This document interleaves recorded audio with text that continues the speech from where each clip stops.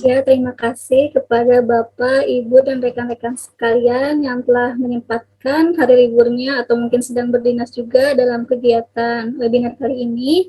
Saya Alvina, di sini mungkin saya akan sharing terkait asupan gizi terstandar pada bayi prematur dan BBL. Langsung saja, jadi neonatus itu apa? Neonatus adalah bayi yang baru lahir 28 hari pertama kehidupan. Jadi usianya itu 0 sampai 28 hari. Dan jika sudah lebih dari 28 hari itu sudah dikatakan bayi seperti itu. Bye. Sini. Nah, lalu ada beberapa istilah yang sering ditemukan dalam kegiatan PAGT di neonatus. Mungkin tadi juga sudah disinggung sedikit oleh Dr. Teti. Yang pertama itu cukup bulan atau term infant. Itu jika usia gestasi atau usia kehamilan ibu 37 sampai 42 minggu. Lalu ada kurang bulan atau prematur, kita sebut biasanya itu jika usia gestasi kurang dari 37 minggu. Dan ada juga istilah lebih bulan, itu jika usia gestasi lebih dari 42 minggu. Nah, ini ada beberapa klasifikasi BBLR. Ada 3 jenis. Yang pertama BBLR itu atau berat badan lahir rendah. Jika berat badan lahirnya itu kurang dari 2.500 gram. Lalu ada BBLSR atau berat badan lahir sangat rendah. Jika berat badan bayi saat lahir itu kurang dari 1.500 gram. Dan ada BBLASR atau berat badan lahir amat sangat rendah. Itu jika berat badan bayinya kurang dari 1.000 gram. Nah, berdasarkan data Riskesdas tahun 2020, kasus prematur atau kehamilan kurang dari 37 minggu itu mencapai 29,5%. Nah, untuk di dunia sendiri, kasus BBLR, yaitu dengan berat kurang dari 2.500 gram, itu sebesar 15%, dan untuk data nasional sendiri itu sekitar 6,2%. Memang angka Indonesia atau data nasional ini jauh lebih rendah jika dibandingkan dengan dunia, namun tetap saja BBLR itu merupakan penyebab kematian pertama atau terbesar neonatal di Indonesia. Itu sebesar 35,3%, dan yang lainnya itu ada asfiksia atau kelainan bawaan, sepsis, dan penyakit yang lain. Neonatal sendiri itu adalah populasi khusus yang memiliki kebutuhan nutrisi yang spesifik, sehingga diperlukan kegiatan asuhan gizi dalam kegiatannya. Untuk PAGT sendiri, seperti yang kita ketahui, terdiri dari 4 tahap, mulai dari asesmen gizi, lalu diagnosa gizi, intervensi gizi, dan yang terakhir adalah monitoring dan evaluasi gizi. Yang pertama kita masuk ke asesmen gizi. Jadi ini ada bayi Nyonya W, lahir tanggal 25 September 2021, jam lahirnya itu pukul 1 siang, tanggal asesmennya itu kita tanggal 27 September pukul 8 pagi. Kenapa kita maksudnya hampir 2 hari itu karena itu kan masuk lahirnya itu siang, dan itu biasanya masuk ke ruang rawat inap itu sekitar sore. Nah, jika sudah sore itu kita tidak bisa langsung membuat asesmen karena kita harus melihat dulu 1 hari bagaimana kondisi stabil atau tidak, lalu kondisi minumnya apakah baik atau tidak, seperti itu. Sehingga kita harus menunggu dulu hingga 24 jam baru kita bisa lakukan asesmen. Sehingga proses asesmen ini dilakukan tanggal 27 September di pagi hari, dan umur saat dilakukan asesmen itu sekitar 1 hari 19 jam. Lalu jenis kelaminnya itu perempuan, proses kelahirannya itu lahir SC atau seksio keisaria dengan ibu indikasi suspek meningoencephalitis TB. Untuk diagnosa medis bayinya sendiri itu adalah preterm infant, BBLF, respiratory distress syndrome, early onset sepsis, dan suspek TB perinatal.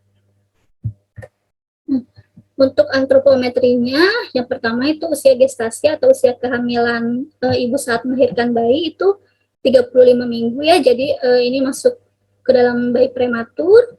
Lalu untuk berat badan lahirnya itu 1970 gram, panjang badan lahirnya itu 44 cm, lingkar lengan atasnya 8 cm, dan lingkar kepalanya 30 cm. Nah, lalu karena bayinya itu prematur, di sini kita menggunakan grafik Fenton untuk menentukan status gizinya. seperti ini. Jadi grafik Pantone itu ada khusus untuk laki-laki dan perempuan, karena di sini bayinya kita perempuan, jadi kita khusus menggunakan ada dua warna ini, yang warna pink seperti itu. Nah, kita plot di bagian bawah ini itu usia kehamilan atau usia gestasi yang paling bawah. Lalu yang paling garis sebelah kiri ini ada berat badan, lalu ada lingkar kepala dan panjang badan. Lalu kita plot satu-satu. Yang pertama itu dari berat badan dengan usia gestasi 35 minggu, lalu berat badan 1970 gram, ini berada di sini. Masih masuk antara 10 hingga 50 persentil, dan itu normal, berarti sesuai masa kehamilan atau istilahnya agak appropriate for gestational age. Lalu untuk data lingkar kepala, kita plot juga di bagian atasnya, sejajar 35 minggu, untuk lingkar kepalanya itu 30 cm, itu juga masuk ke dalam 10-50 persentil, berarti normal. Dan untuk panjang badan, itu 44 cm, masih termasuk dalam grafik normal, yaitu 10 hingga 50 persentil. Jadi keseluruhan indikator baik berat badan, panjang badan, dan lingkar kepala itu masih normal karena berada pada rentang 10 hingga 50 persentil. Lalu masuk ke biokimia, kita lihat di sini untuk hemoglobin, hematokrit, eritrosit, dan leukosit memang agak sedikit lebih rendah, namun tidak sangat rendah sekali atau yang benar-benar harus indikasi misalkan transfusi atau apa, jadi masih memang agak lebih rendah tapi masih wajar seperti itu. Nah, untuk fisik klinisnya pada saat lahir itu masuk state 5. State 5 itu mata terbuka, gerakan kasar, dan tapi tidak menangis. Jadi memang agak sedikit lemah seperti itu karena mungkin bayinya prematur. Biasanya memang untuk bayi prematur ini tidak langsung, kalau state bayinya normal itu biasanya state 5. Biasanya mata terbuka, lalu gerakan kasar, dan biasanya menangis. Nah, untuk bayi prematur memang seringkali ditemukan sedikit lebih lemah dari bayi normal seperti itu. Untuk nadi respirasi suhu, itu nadinya 124 kali per menit, respirasinya 52 kali per menit, suhunya 36,9 derajat. Pada saat lahir memang ada sesak, sehingga kita pasang bantuan oksigen yaitu CPAP. Setelah menggunakan bantuan CPAP ini, saturasi oksigennya 97 hingga 98%, jadi sudah meningkat dan sudah baik. Untuk fisik klinis lain seperti diuresis atau urin misalkan itu ada, lalu bising ususnya juga ada, refleks menelan ada, refleks menghisap ada, namun biasanya masih lemah, sehingga untuk bayi prematur biasanya kita pasang OGT atau orogastric tube, jadi yang seperti NGT tapi kita lewatnya oral, jadi lewat mulut langsung ke lambung seperti itu. Lalu untuk muntah itu tidak ada, residu juga tidak ada, kembung juga tidak ada. Untuk riwayat dietnya sendiri, untuk enteral, hasil observasi selama 24 jam, bayi ini mulai diberikan susu formula berjenis extensive hydrolyzed protein secara trophic feeding, yaitu tadi sekitar 10 ml per kilogram berat badan per hari, sehingga itu dalam 3 jamnya itu diberikan 2 ml, seperti itu. Energi dari enteral ini sekitar 11,2 kilokalori. Lalu karena bayinya kan ada sesak, jadi kita tetap butuh cairan dari yang lain, yaitu diberikan dextrose 10%, sekitar 6,5 cc per jam, sehingga total energi dari TPN ini 53,4 kilokalori. Jadi memang pada saat lahir biasanya tadi prinsipnya tidak boleh banyak dulu, sedangkan kebutuhan cairan itu memang harus tetap terpenuhi. Jadi untuk pembagiannya sendiri itu ada dari enteral dan parenteral seperti itu. Nah, untuk terapi obatnya saat rawat inap itu menggunakan ampicillin dan gentamicin. Nah, ini total cairan dari enteral itu sekitar 16 ml per hari, lalu parenteralnya itu sekitar 156 ml per hari, sehingga totalnya itu 172 ml per hari atau 90 ml per kilogram berat badan per hari. Nah, kebutuhan cairan ini sudah sesuai, namun jika dibandingkan dengan total kalori yang dihasilkan, itu sekitar 64,2 kilokalori per hari, dan jika dibandingkan dengan basal energinya memang ini masih kurang atau kurang memenuhi syarat seperti itu.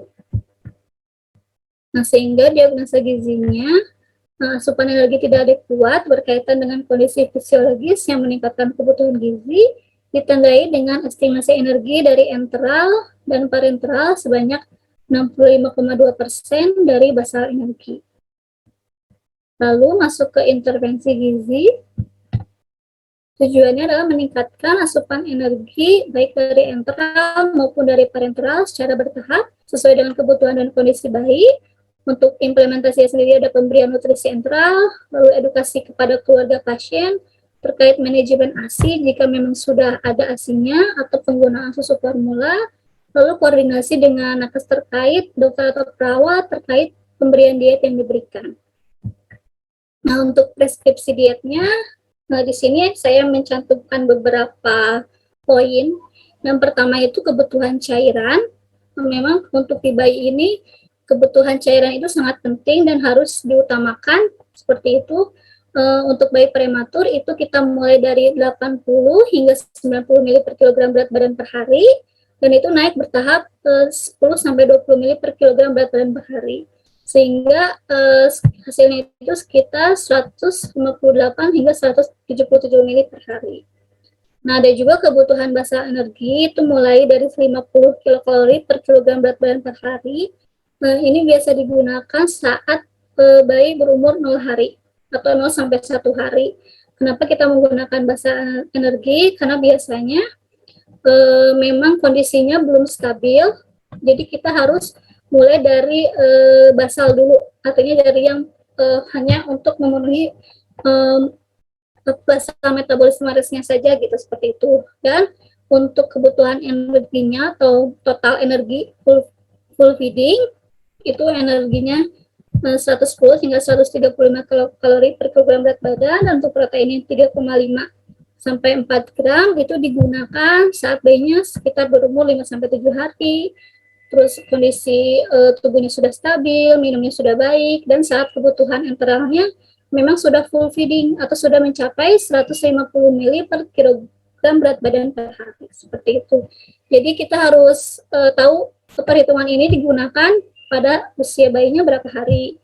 Lalu kebutuhan energi yang total itu saat bayinya seperti apa dan sudah berapa hari, seperti itu.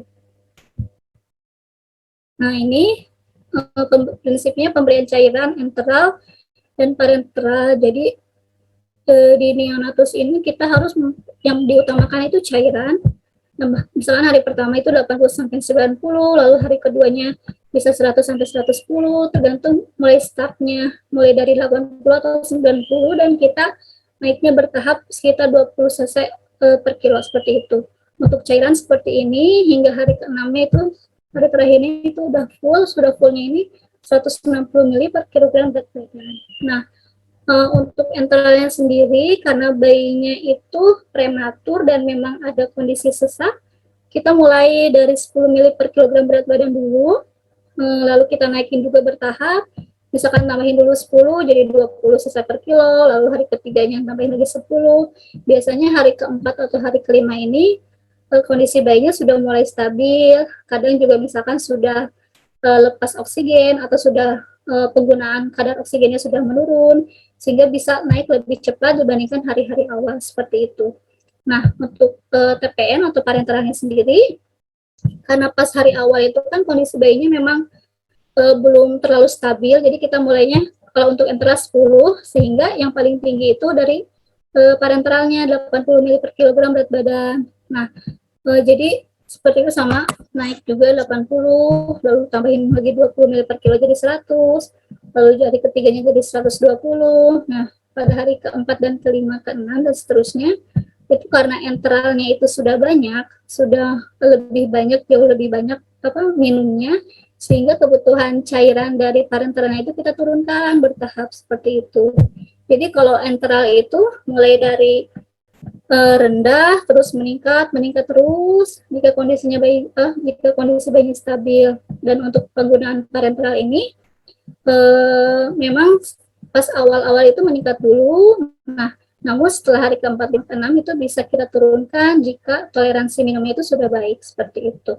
Dan mungkin hari selanjutnya itu bisa benar-benar parenteralnya di stop dan enteralnya itu full sesuai kebutuhan bayinya, seperti itu.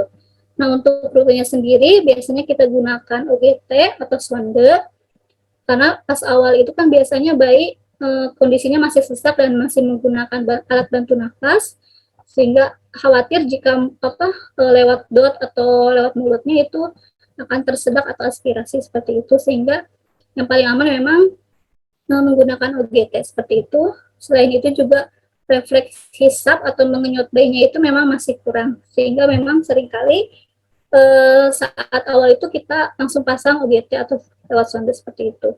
Untuk frekuensi enteralnya sendiri itu bisa ASI atau mau formula itu tiap 3 jam. Nah, jadi prinsipnya itu di awal kehidupan bayi, perhitungan kebutuhan gizi ini masih berdasarkan kebutuhan cairan, menggunakan berat badan. Jadi nggak bisa kita misalkan bayi 0 hari, kalau kita hitung kebutuhan totalnya, takutnya kan bayinya muntah atau seperti apa. Jadi kita masih menggunakan basal atau masih menggunakan kebutuhan yang dari 10 cc per kilo, lalu naik ditambahin 10 cc seperti itu.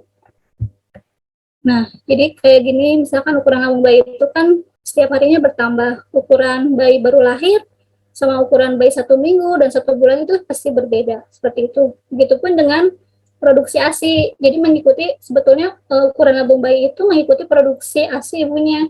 1 hari kan kebutuhan lambungnya, maksudnya ukuran lambungnya itu kecil. Nah, makanya kebutuhan ASI-nya juga sedikit, karena yang dihasilkan juga masih sedikit. Nah, semakin lama, biasanya lambungnya itu semakin besar dan produksi ASI pun makin meningkat, seperti itu. Nah, untuk monitoring dan evaluasi gizinya, ini saya buat sampai hari ke-6 selama 6 hari. Dari hasil observasi, monitoring dan evaluasi, untuk cairannya sendiri ini kita start awalnya itu dari 80 ml per kilogram berat badan per hari, lalu ditambah 20 ml setiap harinya hingga hari ke-6 itu sekitar 170 ml per kilogram berat badan per hari. Nah, untuk enteralnya sendiri kita startnya itu dari 10 ml per kilogram berat badan per hari. Jadi ini jadi tropic feeding dulu seperti itu. Lalu kita tambahin lagi 10 mili, lalu tambahin lagi 10 mili, dan karena hari ketiga itu sudah lumayan membaik kondisinya, pernapasannya juga sudah jauh lebih membaik, tidak terlalu sesak yang berat atau seperti itu, sehingga pada hari ke-6 itu sudah mulai banyak minum ASI atau formulanya. Nah, untuk TPN sendiri atau parenteral, ini mulai awalnya itu dari 90 mili per kilo, lalu naik di 130, lalu hari ketiganya 120, dan makin hari makin ke sana makin berkurang. Seperti itu. Jadi untuk di bayi sendiri ini kita harus memperhatikan ketiga jenis ini, cairan, lalu enteral dan parenteralnya. Yang diutamakan cairan itu harus tercukupi, mau dari enteral atau parenteral. Jadi kita harus menghitung, misalkan enteralnya pertamanya sedikit. Jadi karena enteralnya itu toleransinya misalkan bayinya tidak baik, enteralnya sedikit, sehingga harus difokuskan dulu pada parenteral, seperti itu. Untuk parenteralnya sendiri, biasanya kita gunakan itu dextrose yang 10% atau 40%, lalu aminosteril, dan lipid. Gitu. Nah, ini setelah saya hitung kalorinya, jadi hari pertama itu memang tidak tercukupi, itu kondisi bayinya masih belum stabil, ada sesak juga, penggunaan enteralnya juga masih sangat minimal sekali, sehingga hanya 65,2% yang dari kebutuhan basal, seperti itu. Jadi ini kebutuhannya juga setiap harinya berbeda-beda. Misalkan hari pertama itu kita dari 50 kilokalori, terus lagi ditambah 25, hari keduanya jadi 75 kilokalori, lalu hari ketiganya 100 kilokalori, dan kalau hari ke-1 sampai ke-3 ini saya masih menggunakan basal. Namun hari ke-4, 5, 6 ini saya sudah menggunakan kebutuhan totalnya, yaitu 110 sampai 135 kilokalori. Nah, jika dibandingkan dengan kebutuhan basal, memang hari pertama itu tidak terpenuhi, tidak tercukupi. Namun untuk hari kedua, ketiga, keempat, kelima, dan keenam itu sudah lebih dari 80%. Artinya sudah sesuai dengan kebutuhannya, seperti itu.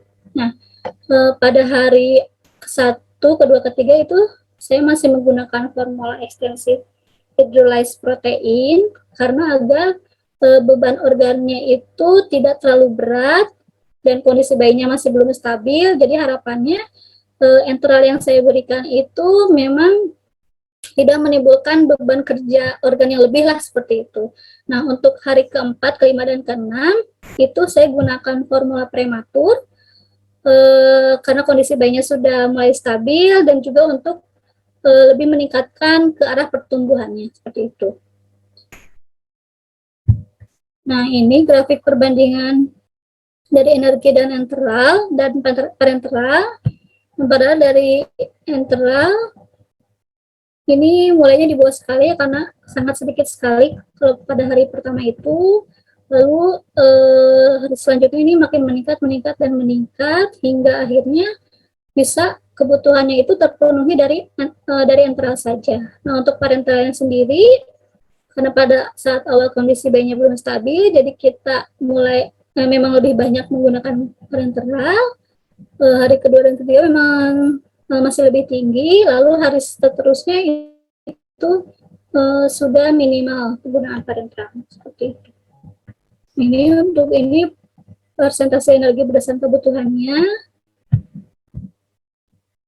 Jadi memang di hari pertama saja yang memang tidak tercukupi asupan energinya, namun untuk hari selanjutnya itu sudah tercukupi.